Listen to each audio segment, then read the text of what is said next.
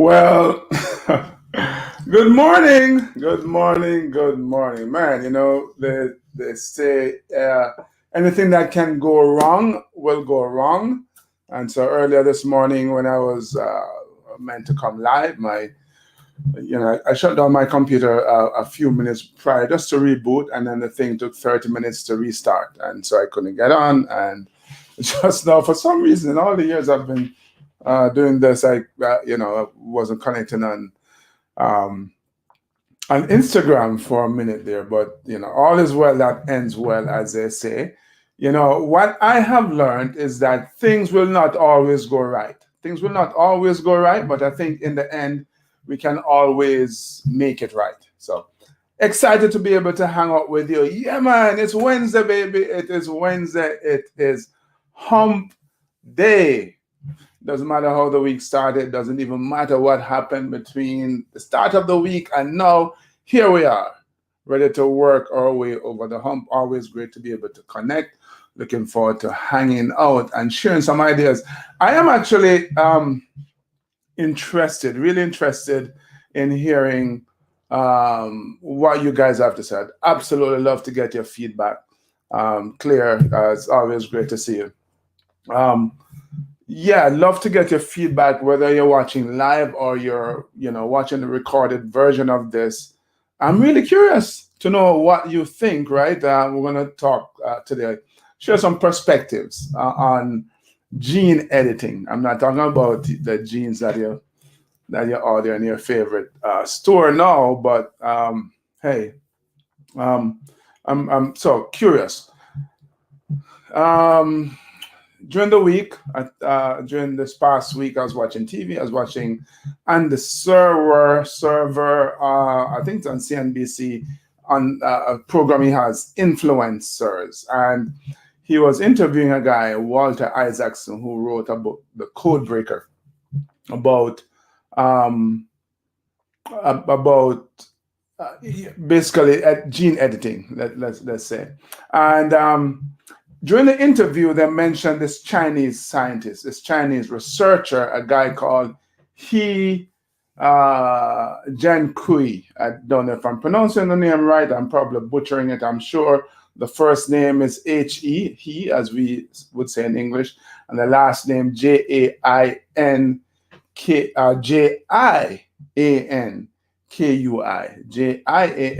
I would suggest that you um, Google him, right? But this dude is a researcher, and he's actually spending 3 years in prison. He shocked the world back in 2018 when he announced that he had produced genetically edited babies. The man went in and edited the embryos and then had these doctors implanted unknowingly. The doctors didn't know that he had edited the embryos, and they implanted those embryos into a couple of women. And I think one of them ended up having twins, right? And of course, the doctor forged he had two collaborators, and they forged the ethical review documents, and yes, misled doctors. And now we're spending three years in prison. The three of them spending 3 years. It reminded me, if you may remember, a few weeks ago, a couple of months ago, I spoke about ethics, and I was actually planning to, share some thoughts on the whole business of medical ethics, and just kind of got taken off on a tangent. And seeing this interview with Andy Server and Walter Isaacson reminded me of that. So yeah, here's what I know: human beings have been tinkering with genes for years, thousands of years now. Even if we didn't really think about it in those terms. I remember I got exposed to this whole gene tinkering with back in Jamaica. And people go, what? Yeah. We engrafted flowers, we engrafted fruit trees. And yeah, we didn't think of it as tinkering with genes, but that's what we were doing, right? I grew up knowing about mules and the fact that they, mules are a cross between a mare, a female horse, and a jack, a male donkey. And then they have the hinnies, which is a cross between a jenny, which is a female donkey, and a stallion, right? That's a hybrid. That's kind of tinkering with genes, right? We know that we have crossbred dogs for years and years now. 1996, in Scotland, we cloned Dolly the sheep, right? I would argue that's tinkering with genes, right? The Nazis, so we're talking about animals and plants here, but the Nazis, during their whole regime, they, of course, their whole thing was to breed the superior race, remember? Right? And so they had a policy where they encouraged people who are couples that they thought had superior genes, right? They had a program called positive eugenics, where they encouraged strong and pure Aryans to have more children. And then they had a program called negative eugenics, where they prevented people that they considered to be genetically inferior from reproducing. And if you had, there was actually a law that was passed. And so if you had any defects, any weaknesses, any hereditary illnesses, feeble-mindedness, I'm not sure who determines that, any mental issues, schizophrenia, any depressive illnesses or epilepsy or anything that they determine would make you an inferior person, then you were prevented. They even went as far as to make these people infertile, right? And what's happening today? Today we are benefiting from gene editing. We're the vaccines and the medicines that are around, the foods we hear about, genetically modified foods, are all examples of gene editing. Yeah, all the blonde hair, blue eyes, right? The gene therapy exists. I know the FDA, for example, a couple back in 2019 approved a form of gene therapy to treat pediatric patients with spinal muscular atrophy. It's a rare disease that leads, and one of the leading genetic cause of infant mortality, right?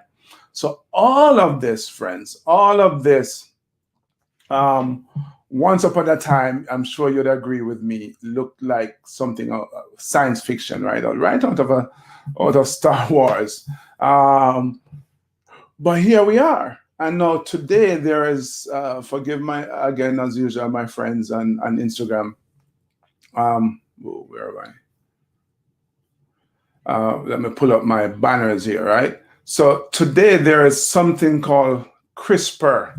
CRISPR, CRISPR, my friends over there. And it stands for, did I pull that up? Yeah.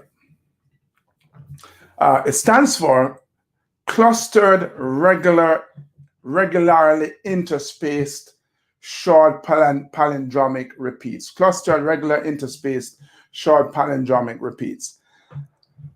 Let me try and explain this in the most layman terms. And I did not sleep at the Holiday Inn Express last night, so I don't have my scientific, biotech hat today. But if you can imagine your DNA it's kind of like a chain link, right? You have all these different links that are connected along.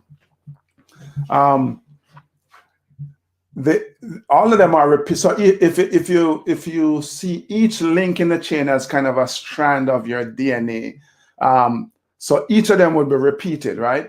Where they are joined is the space that we're in your DNA. So scientists have also discovered something called Cas9. I'm going to pull this up. Cas9. What am I doing there? Yeah, Cas9 is an enzyme. It's a protein that kind of acts like a molecular scissor.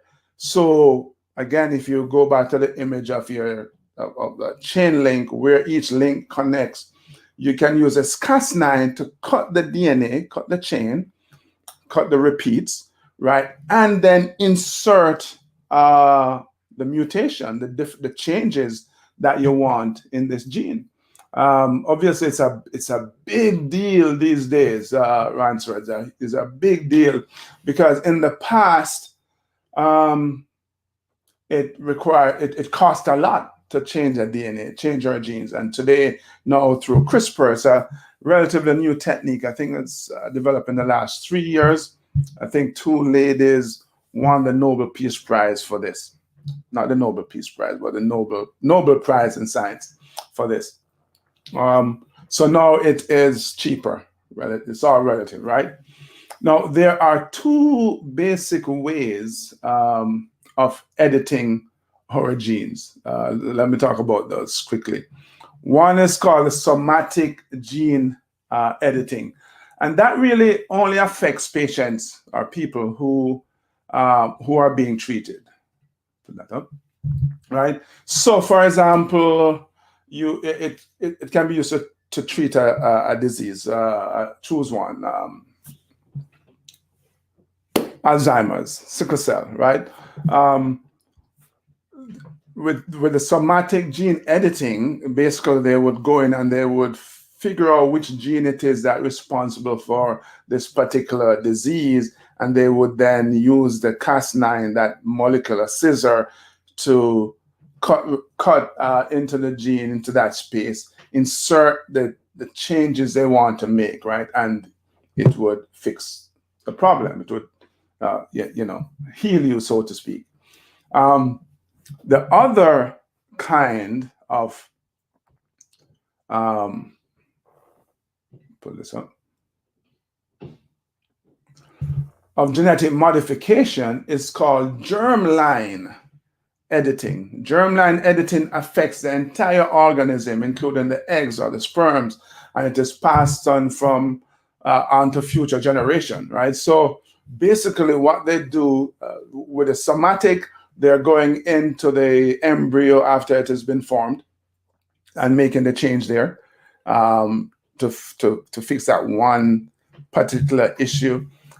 In the germline, they are once they go into the gametes, the egg or the sperm, and they make the changes there. And so every offspring of that person, about 50% of them, would turn up with the mutation, the changes that the scientists want, and the other 50% would kind of come out normal, as it were, right? So obviously the consequences of certainly germline editing is difficult to predict. Who knows where it's going to go? What I know is that there's absolutely no question whatsoever that gene editing technologies has a potential to transform medicine.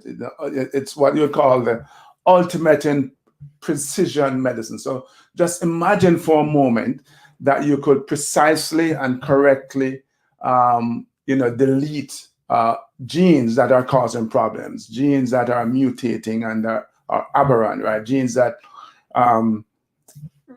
cause disease like sickle cell anemia or cystic fibrosis or Alzheimer's or dementia or a whole range of diseases, right? That right now science has no cure for. Can you imagine if you're able to eliminate those genes, change them? What would have the significant benefit that mankind, all of us would that would ensue, that all of us would be able to enjoy, right? I just spoke earlier about the gene therapy. Imagine that is used to treat pediatric patients with spinal muscular dystrophy or atrophy. Imagine that was your child. The difference that kind of therapy would make in your world, in your child's world, right? I can't imagine any parent wouldn't want that kind of thing, right? Now, there's a drawback, though. I would say, because yes, there's some safety and there's some human risks that are there. But the drawback would be that this could possibly only benefit those who have the financial wherewithal, right? Um, to to to pay for this, although it's a much cheaper technology now. Where do you draw the line? Where do you draw the line? How do poorer members of society enjoy those benefits? Two babies born in the same hospital, same time, one and they have the same condition. One family has means, the other doesn't have means, right? So how do you draw the line between these treatment and enhancement, and how do you enforce it? How do you, I'm sure there are going to be a bunch of different attitudes towards these conditions and how you treat them, right? And yes, I'm going to get there, Claire, the fact that some people are going to play God. And that's, I think, what kind of draw me back to this topic when I saw or heard about this Chinese researcher, scientist, who basically played God. He went in and he edited the embryos, right? Edited the embryos to create a person that nature didn't create, right? And that's a challenge. That's a question that many leaders and scientific leaders are asking. When the benefits are believed to outweigh the risks and the dangers can be avoided, should science then now consider moving forward with germline genome editing? Should this Dr. He Jun Kuya, however you say his name, should we have more of him, right? And and if we are going to start editing embryos, how do you begin to do that responsibly? Right? That is the question. Are there benefits to it? Absolutely. Like we talk about the fact that in somatic gene editing, you can go in and you can, fix one person at a time. With germline editing, you could actually go in and literally stop inherited diseases in their tracks, right? So many of us, we are predisposed to particular cancers and other illnesses because it's just a gene in our bloodline, right? If you went in and you go, bam, let me take care of this right now. Even if you're not completely eliminating it, because about 50% of the eggs or the sperms, the gametes that are produced from these edited persons show the mutation, and the others are, what I would call normal, then you don't get to stop it, right? But there's a benefit. Now, how do you balance that against designer babies? Because look, as human beings, we're vain. We are vain, and I can just see somebody with a mean saying, "Well, my darling is pregnant, or I'm pregnant, and I want a son. First of all, I want a son, and I want him to be 6 foot tall and strong like Devon." Blonde hair, blue eyes. Well, obviously not like Devon, right? But people start determining what they want their children to look like. How tall they're going to be, how heavy they're going to be, etc., etc. Designer babies, as it were. I was having a conversation with my doctor yesterday about this, and I said to him, "Will you stop reading my mind?" Because when I learned about this germline editing, I'm like, I could see how, I'm going to say, a rogue nation could, very much in the same way that Hitler, the Nazi regime, tried this this program of positive eugenics. I could see a rogue nation creating a whole army of super athletes, a whole army of super soldiers. And as a former soldier and athlete, I tend to think that way, right? So they could actually design babies, people to suit a particular sport.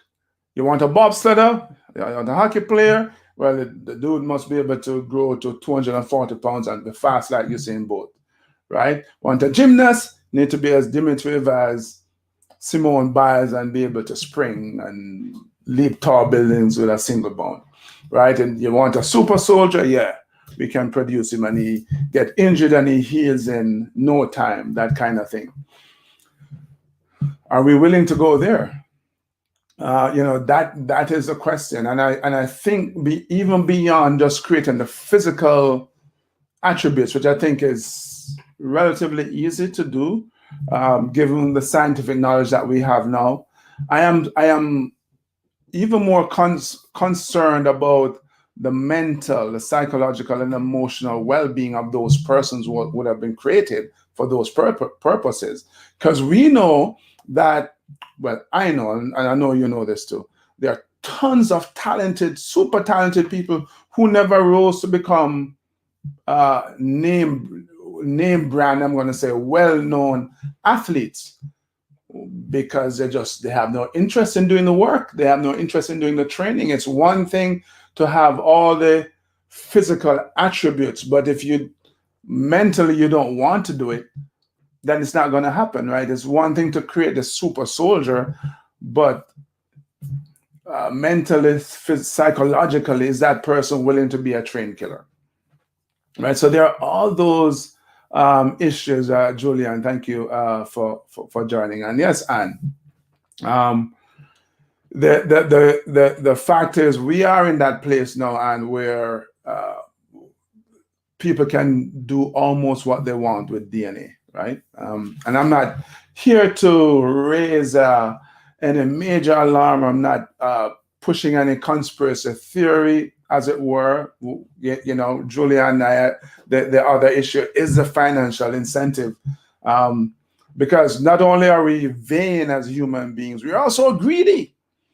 All right? And I could see how again, it could really go off the rails. Like every single thing that man has created, almost every progress that we have made in science and technology, really for the betterment, for our comfort and improvement and so on. There is somebody who's always thinking about how they can make a buck and how they can manipulate and really do some nefarious things with the progress, right? So yeah, wanted to kind of broach that subject. I'm of course by no means an expert on it, but yeah, I am. For one who I'm always concerned about my body and what goes into it, and you know how athletes get tested positive for drugs and they go, I have never taken drugs in my life. And whenever people ask me that, I have never taken drugs. I have never taken drugs, but I'm always mindful that they may be wondering if I'm one of those who go, I have never taken drugs. I'm Jamaican, I've never smoked weed. People find it hard to believe. Hey, I only have one body, and do I want to win an Olympic medal like everybody else? Yes, but not at the expense of growing another eye. No, thank you. So this subject, because I just think that the human body is so sacred that should we do things to fix it when it goes wrong? Yeah, but I don't think that we should have scientists creating a whole new human being, right? How do we find that balance though between, my dearest child has this genetic disease that is going to really negatively impact their quality of life. I have this medical technology that can really improve that. How do you make that happen? Yeah, Julian, I know you're kidding.